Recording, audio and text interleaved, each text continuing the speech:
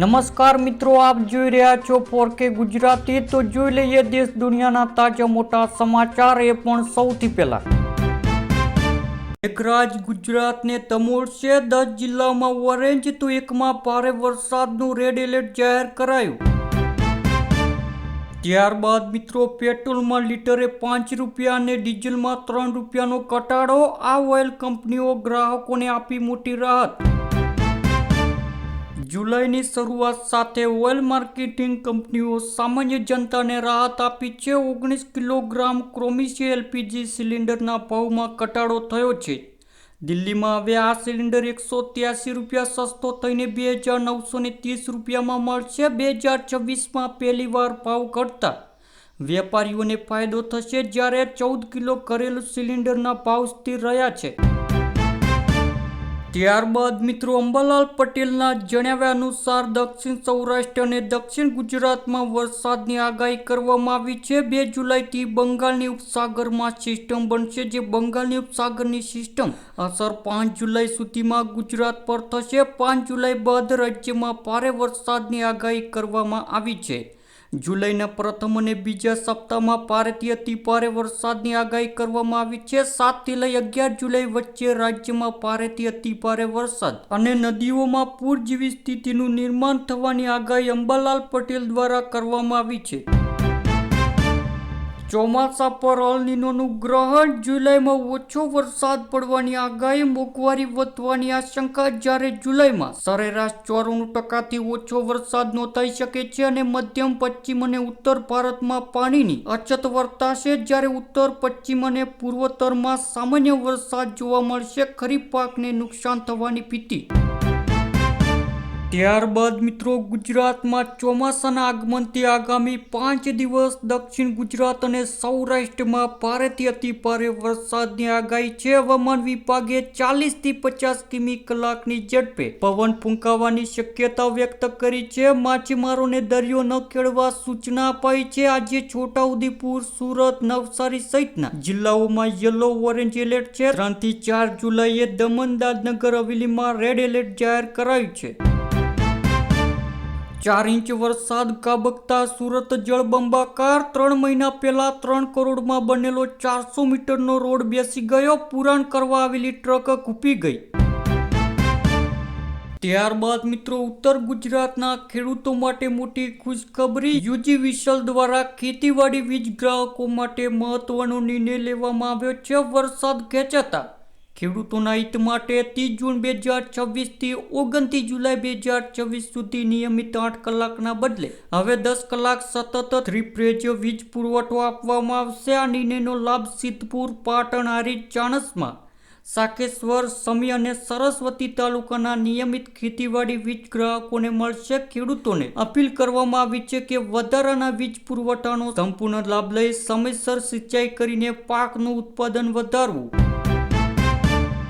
LPG, પેટ્રોલથી લઈને આધાર card, passport સુધીના 10 મોટા નિયમો બદલાયા। તમારા ખિસ્સા પર થશે સીધી અસર। 1 જુલાઈથી દેશભરમાં ઘણા મોટા નાણાકીય ફેરફાર લાગુ પડશે। મિત્રો, એલપીજી સિલિન્ડરના ભાવમાં રાહત અને આધાર એપ દ્વારા ઈમેલ અપડેટ મફત થશે। જો કે પાસપોર્ટ, નવી ગાડીઓ અને રેલવે ટિકિટ વિના પ્રવાસ મોંઘા થશે। આઈટીઆર ફાઇલ કરવાની અંતિમ તારીખ 31 જુલાઈ છે। દિલ્હીમાં નવી ઈવી પોલીસ લાગુ થશે। નવસારીમાં 4 ઇંચ વરસાદથી ઘરોમાં પાણી ઘૂસ્યા। સાવરકુંડલાની નાવલી નદીમાં પૂર આવ્યા। 48 કલાકમાં ચોમાસું ગુજરાતને કવર કરી લેશે। ભારેથી અતિ ભારે અને વીજળીના કડાકા પડાકા સાથે વરસાદની મોટી આગાહી કરવામાં આવી છે। હવેથી વોટ્સએપ એપ વાપરતા લોકો સાવધાન થઈ જજો, કારણ કે ટાસ્ક પૂરા કરવાના નામે અમદાવાદમાં મોટી છેતરપિંડી। પહેલા 200 રૂપિયા આપ્યા, બાદમાં લાખો પડાવ્યા। કેન્દ્ર સરકારે કોમર્શિયલ ગ્રાહકો માટે પેટ્રોલ અને ડીઝલના પ્રતિબંધો હટાવ્યા। જ્યારે પેટ્રોલ ડીઝલના પ્રતિબંધો ભારત સરકારે 1 જુલાઈથી હટાવી લીધા। હવે બસ ટ્રક માલિકો સહિતના કોમર્શિયલ ખરીદદારો સીધા રિટેલ પેટ્રોલ પંપ પરથી ઈંધણ ખરીદી શકશે, જેનાથી તેમનો ખર્ચો ઘટશે। ગુજરાતમાં હવે કચરાનું 4 ભાગમાં વર્ગીકરણ ફરજિયાત। પહેલા તબક્કામાં સરકારી કચેરીઓ, શાળાઓ અને હોસ્પિટલોમાં લાગુ પડશે નવી સિસ્ટમ। અમદાવાદની ચાણક્ય સ્કૂલમાં ધોરણ 10ના વિદ્યાર્થીને શિક્ષકે જોરદાર લાફો ઝીક્યો. માસૂમનો કાનનો પડદો ફાટી જતા ઓપરેશનની નોબત. પિતાએ સ્કૂલ પાસેથી ઓન રેકોર્ડ લેખિત જવાબદારી માંગી. ત્યારબાદ મિત્રો, રાજ્યમાં વીજળીના થાંભલાના સંબંધિત મુદ્દે ખેડૂતોના વધતા અસંતોષ વચ્ચે ભારતીય કિસાન સદે સરકાર સામે કડક વલણ અપનાવ્યું છે. સદે વીજ પુલ માટે સ્પષ્ટ અને ખેડૂતોને અનુકૂળ નવી નીતિ જાહેર કરવાની માંગ સાથે ચેતવણી આપી છે કે વીજ પુલ માટે નવી નીતિ નહીં બનાવાય તો રાજ્યવ્યાપી આંદોલનની ચીમકી. ભારતીય કિસાન સદે મેદાને કહ્યું, ખેડૂતોના હિતમાં તાત્કાલિક નિર્ણય લો, નહીં તો રસ્તા પર ખેડૂતો ઉતરશે. 2 જુલાઈ બાદ ધોધમાર વરસાદની મોટી આગાહી. દક્ષિણ ગુજરાત અને સૌરાષ્ટ્રમાં યલો અને ઓરેન્જ એલર્ટ જાહેર. આજની તારીખ રાજ્યમાં 80% વરસાદની ઘટ જોવા મળી છે. ત્યારબાદ મિત્રો, પેટ્રોલ ડીઝલ બાદ હવે પાણીની બચત કરવા મોદીની અપીલ. વડાપ્રધાન નરેન્દ્ર મોદીએ મન કી બાતમાં 135મા એપિસોડમાં દેશવાસીઓને સંબોધ્યા હતા. તેમણે પશ્ચિમ એશિયાની યુદ્ધની સ્થિતિને કારણે સોનું ખરીદવાનું ટાળવાને વિદેશી પ્રવાસ મોકૂફ રાખવાની અપીલ કરી. ખેડૂતોને રાસાયણિકને બદલે પ્રાકૃતિક ખેતી અપનાવવા જણાવ્યું. મોદીએ દાવો કર્યો છે કે તેમની અગાઉની અપીલો લોકોને સાંભળી અને તેનું પાલન કર્યું. તેમણે લોકોને વરસાદી પાણી બચાવવા પણ કહ્યું. અમદાવાદ ગ્રામ્ય બ્રાન્ચે રાજસ્થાનના આસુરામ બહાદુરને વસ્ત્રાલ પાસેથી 68 લાખના એમડી ડ્રગ્સ સાથે ઝડપ્યો. તે કુરિયર કંપનીઓ દ્વારા રાજસ્થાનથી અમદાવાદ લાવી બેંગ્લોર અને અન્ય રાજ્યોમાં ડ્રગ્સ સપ્લાય કરતો હતો. પોલીસે મારુતિ કુરિયર અને ઓટોમાંથી ડ્રગ્સ જપ્ત કરી વધુ તપાસ હાથ ધરી.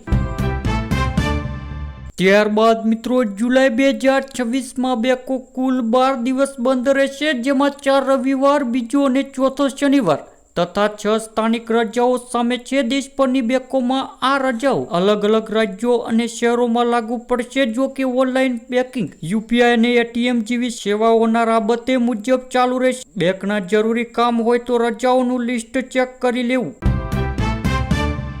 ત્યારબાદ મિત્રો, સરપંચ જશુભાઈ ખુમાણે ખેડૂતોના હિતમાં અમરેલી જિલ્લાના શાસન પરત સુતરિયાને એક મહત્વનું પત્ર લખ્યું છે કે આ પત્ર દ્વારા સરપંચે વર્ષ 2024 અને 25માં ખેડૂતો દ્વારા લેવામાં આવેલા પાક ધિરાણ વ્યાજ વહેલી તક તેમના ખાતામાં જમા કરાવવા રજૂઆત કરી છે. નિયમ મુજબ ખેડૂતોને પાક ધિરાણ પર કેન્દ્ર સરકાર દ્વારા 3% અને રાજ્ય સરકાર દ્વારા 4% વ્યાજ સહાય આપે, જે ખેડૂતોએ ચૂકવી દીધા બાદ પરત મળવા પાત્ર હોય છે. ચાલુ વર્ષે ચોમાસું ખેંચાવાને કારણે ખેડૂતોને આર્થિક મુશ્કેલીનો સામનો કરી રહ્યા છે.